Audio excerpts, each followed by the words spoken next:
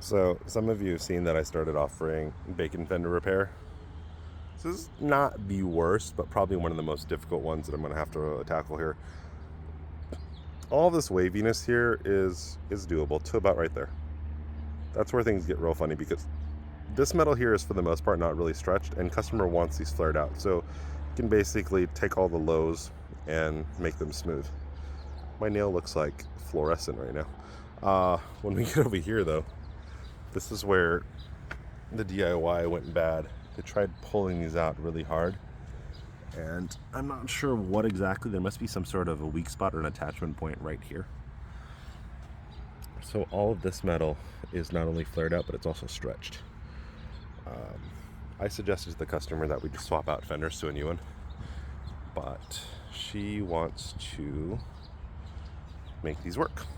So I'm gonna see what we can do. Again, this side, smoothing this section out. This area needs to be a little bit higher, and then cleaning that up, not as big of a deal. The metal here is not as badly stretched. Also, just an FYI, if you guys DIY it, there's absolutely zero reason to roll this section. None whatsoever. It doesn't benefit the panel, it doesn't look better, it just does all sorts of bad things too. Like you can see how it's all wavy over there. So to start off, I'm going to get a hammer and dolly in order to get this really high spot knocked down a little bit. Unfortunately, as you can see, got some weak spots where the metal's actually cracked from the previous DIY fender work. Start off by heating up the panel and then slowly knocking that high down. What's really working here is actually getting rid of some of that flare, that curvature in the metal. That smooths things out quite a bit. This next area here, because of that weak spot, and also there's actually a reinforcement right below that crack there. It doesn't really want to stay in place.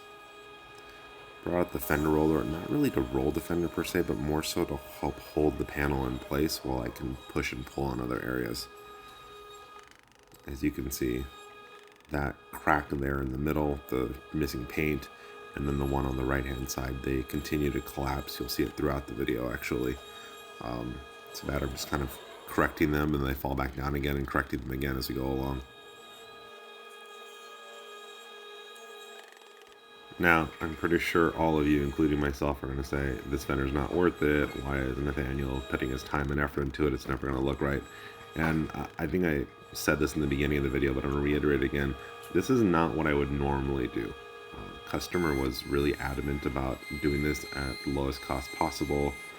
She intends on trying to do some DIY Bondo and paint on here, which again, I told her it wasn't a great idea, but this is what she wants to do. It's her car. She said just try to make this fender look as presentable as possible given the damage to it.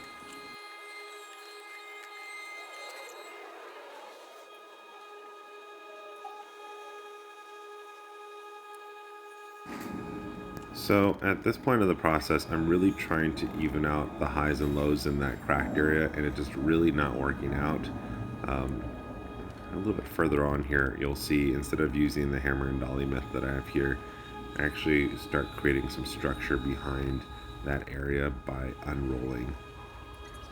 But at the moment, I'm just kind of trying to figure out where the soft spots and the hard spots are in this.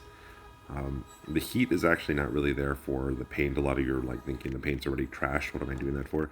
It's actually to soften the metal enough so I can put less pressure on it. The weak spots continue to fall down, so when I get the metal a little bit warmer, it just allows things to massage back in place without me completely, deforming and collapsing those weak spots.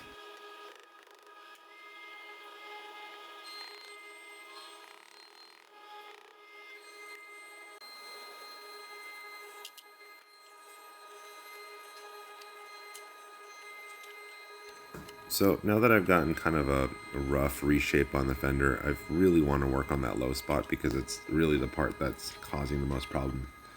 So I'm actually, let's get into a position here. I'm actually unrolling that section there.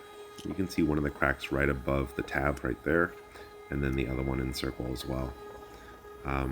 using some pliers and some other tools. Again, if this was a clean fender, I wouldn't be approaching it this way. There'd be much more, I guess, nuanced methods that don't create this much damage.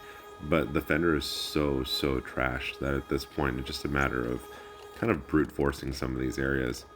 As I mentioned earlier, I really suggested to the customer that we swap in a fender from another CT200h and then just pull it. It would have been significantly less labor.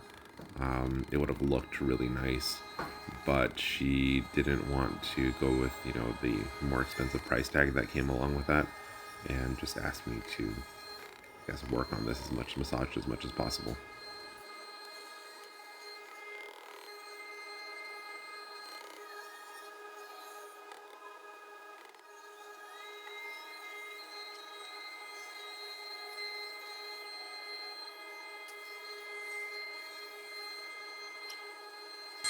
So from this point forward, there aren't going to be any huge drastic changes. I mean, even from this camera angle, which I apologize, I should have shown you guys something a little bit, maybe top down.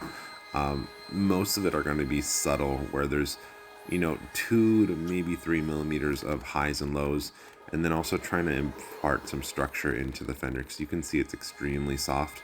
Just trying to get it to hold its shape a little better on its own without me having to, you know, constantly correct it.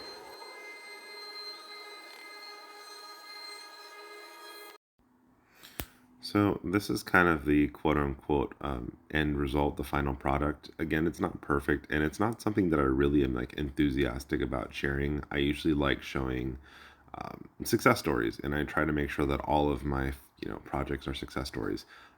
This, in my opinion, still looks, you know, 70-80% better than it did when it was brought in. So here's a side-by-side comparison of what the car looked like when it came in versus the quote-unquote end result.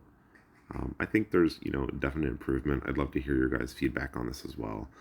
Besides, yes, I should have, you know, insisted on swapping out the fender, and I did spend about a good 20 to 30 minutes trying to convince the customer to do that, but unfortunately it just didn't happen. So you get over here to that weak spot. Again, there's a low that I really wish we could have taken care of there and there. You can look up close, you can actually see some kind of cracking in the metal there. But overall, I mean, it definitely keeps a much better shape than it was before.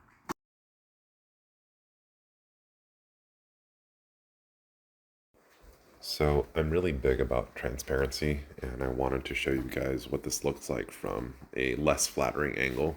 This is the reality of what the fender looks like. Love to get your feedback on this. Drop some comments, and also check out my other videos. Thanks a lot for watching.